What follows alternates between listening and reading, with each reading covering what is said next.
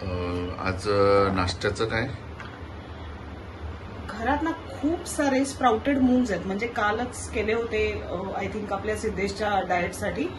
तर त्या मुगापासून काहीतरी बनवायचा विचार आहे. काय बनवूया?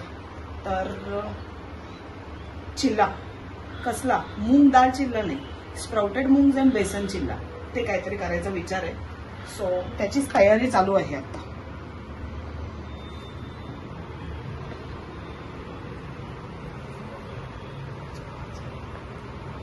स्प्राउटेड मूग आपण मिक्सरच्या भांड्यात काढून घेतले.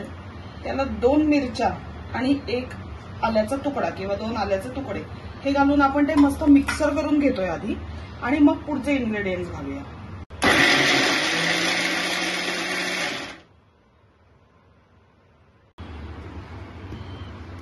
हे इतपत जाडसर मुगाचं वाटण, मूग मिरची आणि आल्याचं वाटण आपण करून घेतलं.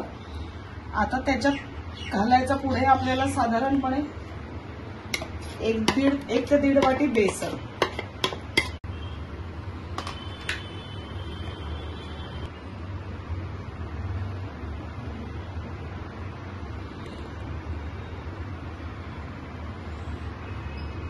पांढरं काय आहे, बारीक चिरलेला कांदा, बारीक चिरलेला टोमॅटो आणि कोथिंबीर.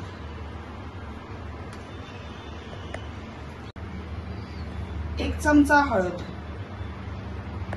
बाय द वे, तुम्हाला बेस्ट हँडक्राफ्टेड हळद, तिखट, गोडा मसाला, गरम मसाला यातलं काहीही हवं असेल तर तुम्ही आम्हाला संपर्क करू शकता 9372125471 ला. 1 चमचा तिखट किंवा 2 चमचे तिखट, तुमची तिखट खाण्याची कपॅसिटी किती आहे त्याच्यावरती. आपण ह्याच्यात ऑलरेडी मिरची घातलेली आहे त्यामुळे तेवढंसं पुरेल. आणि आता आपण ह्याच्यामध्ये घालणार आहोत ओवा. ओवा ह्याच्यासाठी की मूग आहेत, स्प्राउट्स आहेत, ते बाधू नयेत या कारणासाठी आपण ओवा घालतो. सो थोडासा ओवा हाताने खरडून घालायचा नेहमी. ओव्याची फ्लेवर चांगली येते त्याच्यामुळे. आता ह्याच्यात घालतोय चवीपुरतं मीठ. मिठाची चव ही ज्याची त्याची स्वतःची सेपरेट, त्यामुळे 1 चमचा 2 चमचा मीठ हे आमच्या रेसिपीत तुम्हाला कधीच दिसणार नाही. आता आपली आली कसली वेळ? आता आली इसमें अपना हाथ डालने की टाइम. का सांगते?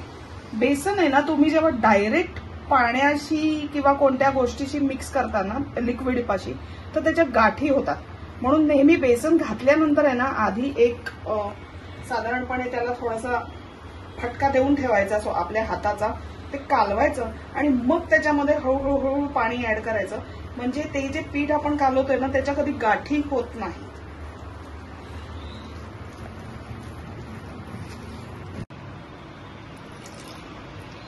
आता ह्यात आपण पाणी घालून आपल्याला पाहिजे तितकं पातळ हे करून घेणार आहोत. यातल्या सगळ्या गाठी आता मोडलेल्या आहेत. आता जो काही आहे फक्त तो कांदा, टोमॅटो आणि मुगाच्या डाळीचं क्रंच. पण बेसनाच्या जेव्हा गाठी येतात ना तेव्हा ते नीट शिजत नाही आणि ते दिसायलाही चांगलं दिसत नाही. म्हणून थोडं थोडं पाणी घालून आपण हे कन्सिस्टन्सी करून घेणार आहोत. पॅनला ब्रशने मस्तपैकी सगळीकडे तेल लावून घेऊ, कारण कसं असतं आपण काही रोज पॅन वापरत नाही, त्यामुळे त्याच्यामध्ये मल्टिपल गोष्टी केलेल्या असतात. कधी भाजी परतलेली असते, कधी काय केलेलं असतं. सगळ्यांच्या घरात काही प्रत्येक गोष्टीसाठी सेपरेट भांडी असतीलच असं नाही. आमच्याही घरात अशी काही वेगवेगळी भांडी वगैरे अशी खूप हाय क्लास भांडी वगैरे नाही. जे आहे ते आम्ही त्याच्यातच करतो. त्यामुळे प्रत्येक वेळेला डोसा किंवा चिल्ला अशा गोष्टी करताना नेहमी ब्रशनी पॅनला असं तेल जरा थोडंसं जास्त लावून घ्यायचं, त्याला कडक गरम करून घ्यायचं.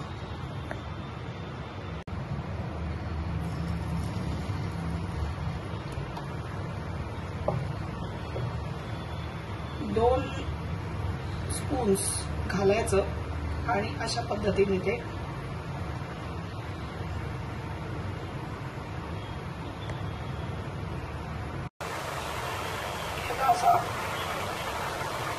बाजूने आणि वरून थोडंफार बटर घालून घ्यायचं.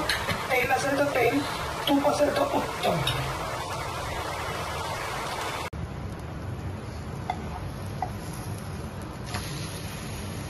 झाकण ठेवून शिजवून घेतल्यानंतर हा वन साइडनी असं झालेला आहे चिल्ला. आता अजून एका साइडनी थोडासा शिजवला की आपल्याला मस्त चिल्ला चुरचुरीत, कुरकुरीत आणि चटपटीत मूग डाळ चिल्ला तयार होतो.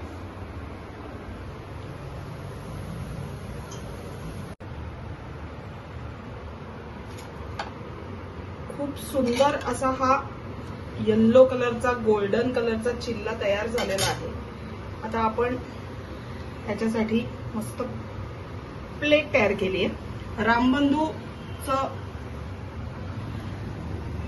आंब्याचं लोणचं आणि हा चिल्ला.